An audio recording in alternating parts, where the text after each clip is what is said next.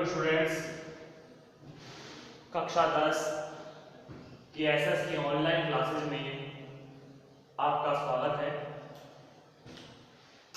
पिछली वीडियो में भारतीय अर्थव्यवस्था से संबंधित कुछ बातों पर चर्चा चल रही थी और हमारा लास्ट वीडियो स्वदेशी से संबंधित था। स्वदेशी अर्थात अपने देश को बढ़ावा देना, अपने देश की वस्तुओं को बढ़ावा देना। जब सरकार के द्वारा या देश के नागरिकों के द्वारा विदेशी वस्तुओं का बहिष्कार किया जाए और स्वदेशी को अपनाया जाए, अपने देश की वस्तुओं को अपनाया जाए, तो यही स्वदेशी की अवधारणा से संबंधित बातें सामने आती हैं। आज हमारा मार्केट, हमारा बाजार पूरी तरह से विदेशी वस्तुओं के कब्जे में है। तमाम तरह के प्रोडक्ट्स जिनका हम इस्तेमाल कर रहे हैं वो विदेशों से आ रहे हैं, जिससे ना सिर्फ भारतीय अर्थव्यवस्था को नुकसान हो रहा है, अपितु उन देशों की अर्थव्यवस्था का विकास हो रहा है जिन देशों की वस्तुएं हमारे देशों में पहुंच रही हैं। इसलिए सरकार का यह प्रयास है कि स्वदेशी को अपनाया जाए। यह प्रक्रिया कोई आज की प्रक्रिया नहीं। स्वतंत्रता आंदोलन में महात्मा गांधी के द्वारा भी इस शब्द पर जोर दिया गया था और स्वदेशी को अपनाने और विदेशी वस्त्रों की होली जलाने अर्थात उनके बहिष्कार करने पर जोर दिया। वही मांग आज भी उठ रही है और आज भी सरकार के द्वारा कई तरह की बातें सामने लाई जा रही है। सरकार आत्मनिर्भर भारत, लोकल फॉर वोकल, ऐसे कुछ नारे, स्लोगन हमारे सामने ला रही है, जिससे हम स्वदेशी की तरफ आकर्षित हों और विदेशी वस्तुओं का बहिष्कार करें। लेकिन एक बात का ये ध्यान रखें, हम चाहे विदेशी वस्तुओं का बहिष्कार कितना ही कर लें, लेकिन विकास की राह में अगर आगे बढ़ना है तो विश्व के दूसरे देशों का सहारा लेना ही होगा। तमाम ऐसी चीजें जो ना चाहते हुए भी हमें वैश्विक बाजारों से प्राप्त करनी पड़ती है, विश्व के दूसरे देशों से हमें सहायता लेनी पड़ती है और विशेषकर टेक्नोलॉजी के मामले में हम कहते हैं कि हमारा देश विकास कर रहा है, बिल्कुल विकास कर रहा है, लेकिन देश का विकास हुआ नहीं है। अभी भी टेक्नोलॉजी के मामले में हमारा देश पिछड़ा हुआ है। आवश्यकता है या पड़ती है जब भी आवश्यकता, तो दूसरे देशों से हम तकनीक का आदान प्रदान करते हैं। अर्थात हम इस बात को पूरी तरह से खारिज नहीं कर सकते कि हमें दूसरे देशों के सहारे की आवश्यकता होगी ही नहीं। हमें वैश्विक बाजारों और विश्व के अन्य देशों की भी समय समय पर आवश्यकता पड़ती है। प्राचीन समय में भी थी, अब भी है। हाँ, ये कह सकते हैं कि कम या ज्यादा आवश्यकता पड़े, लेकिन पड़ती है। टॉपिक की शुरुआत में ही हमने एक विदेशी व्यापार शब्द को इंगित किया था। विदेशी व्यापार दो देशों के मध्य या दो से अधिक देशों के मध्य होने वाला व्यापार विदेशी व्यापार कहलाता है। और इस व्यापार में जो भूमिका निभाता है वो मुख्यतः भूमिका WTO निभाता है। WTO अर्थात वर्ल्ड ट्रेड ऑर्गेनाइजेशन। आज हम जो पढ़ेंगे वो इसी से संबंधित पढ़ेंगे कि वर्ल्ड ट्रेड ऑर्गेनाइजेशन क्या है, विश्व व्यापार संगठन क्या है और किस तरह ये कार्य करता है। लेकिन WTO की पृष्ठभूमि को अगर पढ़ना है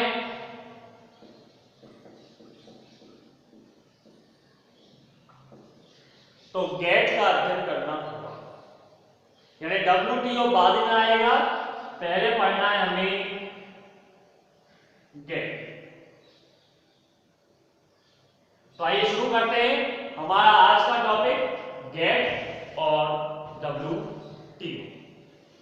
ध्यान दें, प्राचीन समय में बंद अर्थव्यवस्था होती थी। बंद अर्थव्यवस्था दो प्रकार की होती है, एक बंद अर्थव्यवस्था और एक खुली अर्थव्यवस्था। तो प्राचीन समय में जो व्यवस्था हुआ करती थी वो बंद अर्थव्यवस्था हुआ करती थी। और इस बंद अर्थव्यवस्था का मतलब होता ये था कि मान लीजिए ये एक देश है, इसी देश में वस्तुओं का उत्पादन हुआ और इसी देश में वस्तुओं का उपभोग भी हो गया। अर्थात किसी दूसरे देश से कोई मतलब नहीं है, हमने ही निर्माण किया, हमने ही उपभोग कर लिया। उसी तरह से दूसरे देश के अंतर्गत भी यही स्थिति हुई, यहां उत्पादन हुआ और यही उपभोग हो गया। तीसरे देश में भी ऐसा है, मतलब प्रत्येक देश के अंतर्गत ऐसी ही स्थिति थी। किसी भी देश को किसी भी देश से कोई मतलब नहीं था, स्वयं अपना निर्माण करते थे और उपभोग कर लेते थे। लेकिन ऐसी स्थिति का खामियाजा भुगतना पड़ रहा था विश्व के प्रत्येक देश को। कारण यह था कि एक देश के अंतर्गत क्या चल रहा है उसकी जानकारी दूसरे देश को नहीं होती थी। ये देश विकसित है तो ये विकसित ही होता जाएगा, यह अविकसित है तो अविकसित ही रहेगा, क्योंकि विकास करने के उनके पास अवसर नहीं है। ऐसे में समय बीता और खुली अर्थव्यवस्था का विकास हुआ। खुली अर्थव्यवस्था जिसे मुक्त अर्थव्यवस्था भी कहते हैं, और इस अर्थव्यवस्था का परिणाम यह निकला कि विश्व के एक देश दूसरे देश से जुड़ने लगे। अब यहां की बनी हुई वस्तुएं दूसरे देश में पहुंचती थी और अन्य देशों की वस्तुएं इस तरह एक देश से दूसरे देश में पहुंचने लगी। वस्तुओं का आदान प्रदान होने लगा, वस्तुओं का व्यापार होने लगा, उपभोक्ताओं को विकल्प मिलने लगे, नई नई वस्तुएं प्राप्त होने लगी, जिसकी चर्चा हम पहले भी कर चुके हैं। नई नई वस्तुएं मिली, उपभोक्ताओं को विकल्प प्राप्ति हुई। अब जो लोग पहले सिर्फ एक प्रकार की वस्तु ही खरीद पाते थे, अब वो विभिन्न प्रकार की वस्तुएं खरीद रहे हैं। आज हमारे बाजारों को देखिए, हमारी संस्कृति और सभ्यताओं को देखिए, हमारे रहन सहन, खान पान, वेशभूषा, पहनावा, सब चीजों को देखें तो पूरी तरह से हम बदल चुके हैं। वैश्विक वस्तुएं, विश्व के दूसरे देशों की वस्तुएं जो वहां इस्तेमाल हुआ करती थी, आज उनको हम इस्तेमाल कर रहे हैं।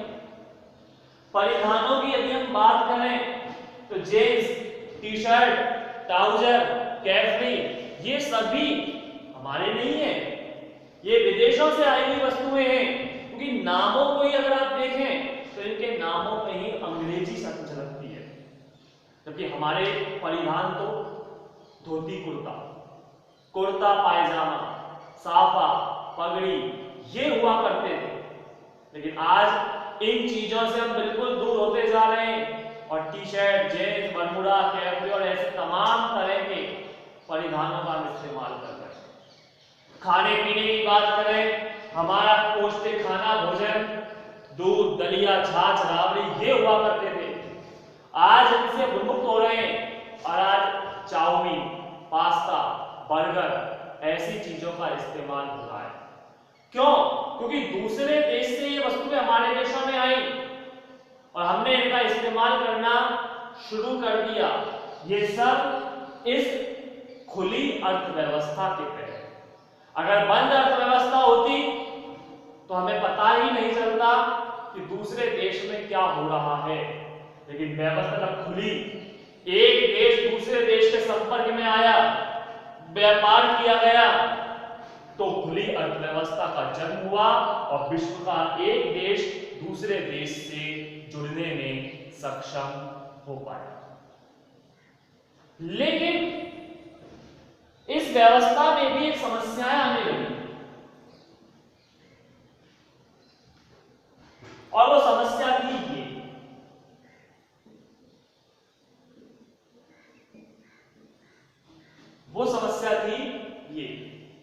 ये दो देश हैं, हम ये मान सकते हैं, भारत, जापान। इस डायग्राम को देखिए और सोचिए कि डायग्राम आपसे क्या कह रहा है।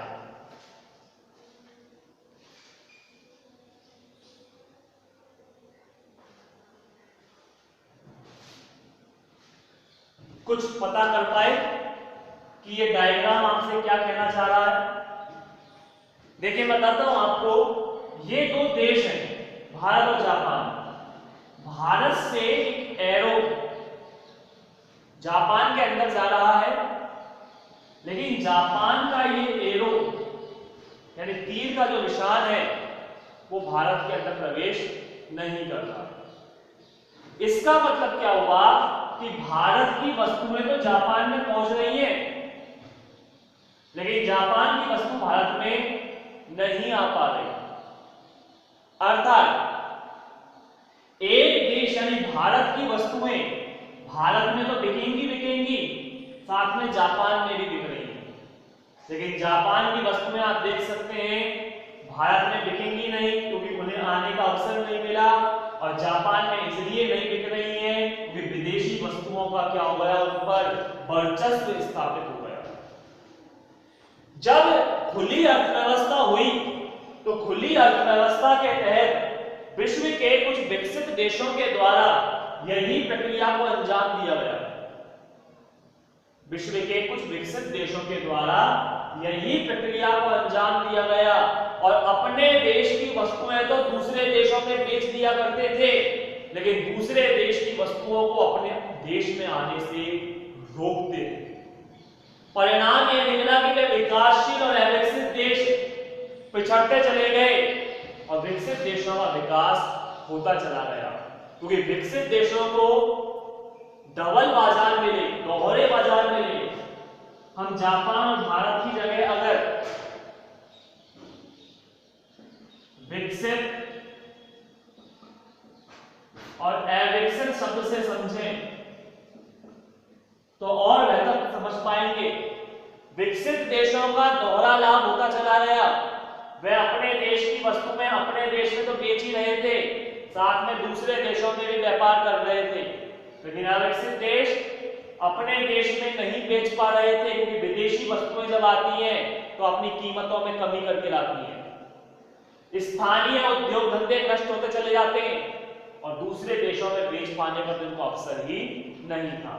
तो ऐसा जो वैश्वीकरण था वो गैर न्याय संगत था, अर्थात पक्षपात था। एक पक्ष को बढ़ावा मिल रहा था और दूसरा पक्ष हतोत्साहित हो रहा था। ऐसे विश्व के कुछ देशों के द्वारा यह निर्णय लिया गया कि एक ऐसी संस्था होनी चाहिए जो न्याय संगत वैश्वीकरण को बढ़ावा दे, जो पक्षपात रहित व्यापार को बढ़ावा दे और विश्व के तमाम देशों को एक समान अवसर प्राप्त हो। परिणाम में एक अस्थायी संस्था का गठन किया गया जिसका नाम था गैट, जनरल एग्रीमेंट और trade and tariff.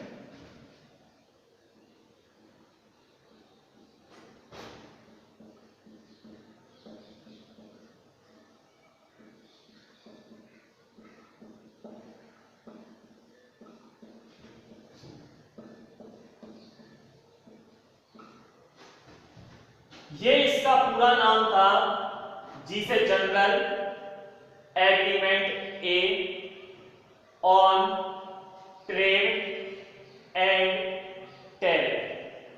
General agreement on trade and tariff, जिसे हिंदी में अगर कहें तो जनरल का मतलब सामान्य, एग्रीमेंट अर्थात समझौता, ऑन पर ट्रेड व्यापार, एंड और टैरिफ का मतलब सीमा शुल्क, अर्थात व्यापार और सीमा शुल्क पर एक सामान्य समझौता।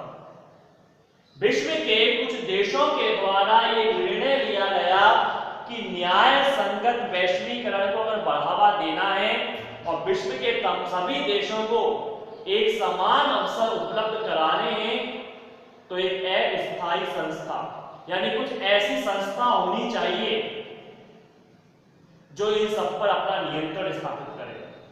परिणाम पे कुछ देशों के द्वारा मिलकर एक समझौता तैयार किया गया और वो समझौता था general agreement on trade and tariff, अर्थात व्यापार और सीमा शुल्क पर सामान्य समझौता।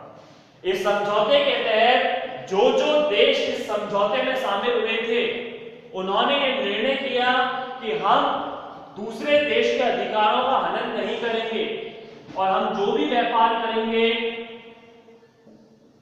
वो इस तरह से करेंगे कि यदि हमारे देश की वस्तुएं दूसरे देश में जाएंगी तो दूसरे देश की वस्तुएं भी हमारे देशों में आएंगी। उन देशों ने मिलकर इस पर अपने हस्ताक्षर किए और समझौता तैयार हो गया। लेकिन जिन देशों ने इस पर हस्ताक्षर किए थे, उन्हीं देशों ने इन बातों को मानने से इनकार कर दिया समय दर समय। ये अपने नियम, अपने कानून भूलने लगे, व्यवस्थाएं चरमराने लगी, स्थिति वही उत्पन्न हो गई।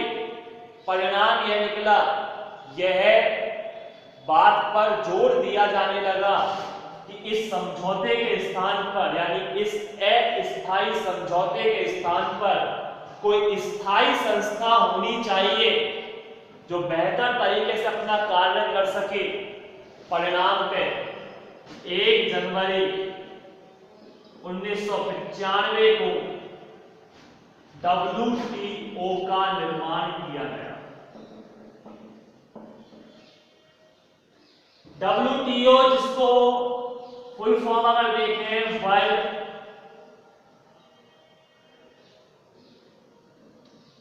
ट्रेड ऑर्गेनाइजेशन, अर्थात विश्व व्यापार संगठन।